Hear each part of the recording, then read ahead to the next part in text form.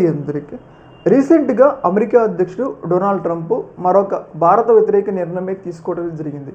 ఆ నిర్ణయం ఏంటి అంటే ఇరాన్లో మనం డెవలప్ చేస్తున్న అత్యంత కీలకమైన పోర్టు చాబహార్ పోర్ట్ అనమాట. ఈ పోర్టు మన భారతదేశానికి స్ట్రాటజికల్గా అత్యంత కీలకమైన పోర్టు. ఎందుకంటే ఇక్కడ నుంచి మనం ఆఫ్ఘనిస్తాన్కి, అలాగే మధ్య ఆసియా దేశాలకి, అలాగే మనం చూసుకుంటే యూరోప్ దేశాలకి, రష్యాకి కూడా కనెక్టివిటీని పెంచుకోవచ్చు అనమాట రైలు రోడ్డు మార్గాల ద్వారా. అలాగే ఇక్కడ నుంచి ఎలాగో గల్ఫ్ దేశాలు దగ్గరే. అయితే ఇలాంటి కీలక ప్లేస్ని మన భారతదేశం గత కొంతకాలంగా ఇక్కడ మనకంటూ ఒక సొంతంగా ఒక పోర్ట్ ఉంటే మన ఇన్ఫ్లుయెన్స్ అక్కడ ఉంటుంది కాబట్టి గత కొంతకాలంగా మనం ఆ పోర్ట్ని డెవలప్ చేస్తూ ఉన్నాం.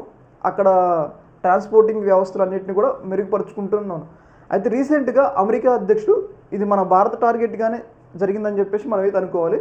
ఈ పోర్టు మీద ఆంక్షలు విధించారు, ఆర్థిక ఆంక్షలు. దీనివల్ల ఏంటి అంటే ఇక్కడ పనిచేసే కంపెనీలన్నింటినీ కూడా ఇబ్బందులు అనమాట. అమెరికా మార్కెట్లోకి వాళ్ళకి ఎంట్రీ ఉండదు. అలాగే డాలర్తో ఇక్కడ వ్యాపారాలు చేయడానికి వీలు ఉండదు అనమాట. డాలర్ని ఫ్రీజ్ చేస్తారు. దీనివల్ల వ్యాపారం చేసుకోవేది కాదనమాట.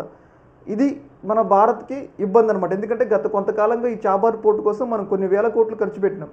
అలాంటి కీలక సమయంలో ఇప్పుడు ఇక్కడ ఆంక్షలు పెట్టడం వల్ల ఏంటి అంటే మనం ఫర్దర్గా అక్కడ యాక్షన్స్ ఏమీ చేయలేము అనమాట. దీనివల్ల మన భారత్కి నష్టం.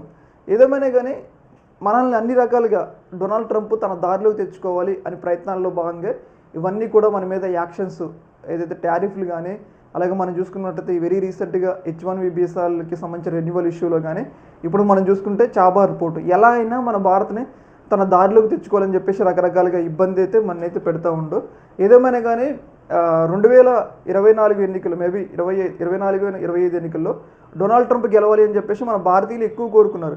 మన భారతీయులు ఎక్కువ కోరుకుంటే మన భారత్కి ఎక్కువ నష్టాన్ని డొనాల్డ్ ట్రంప్ చేకూరుస్తున్నారు అనమాట. ఏదేమైనా కానీ ఈ స్ట్రాటజికల్గా ఈ పోర్టు మీద ఆంక్షలు విధించడం ద్వారా మన భారతదేశానికి నష్టం అని చెప్పేసి అభిప్రాయాలు అయితే వ్యక్తమవుతున్నాయి అనమాట.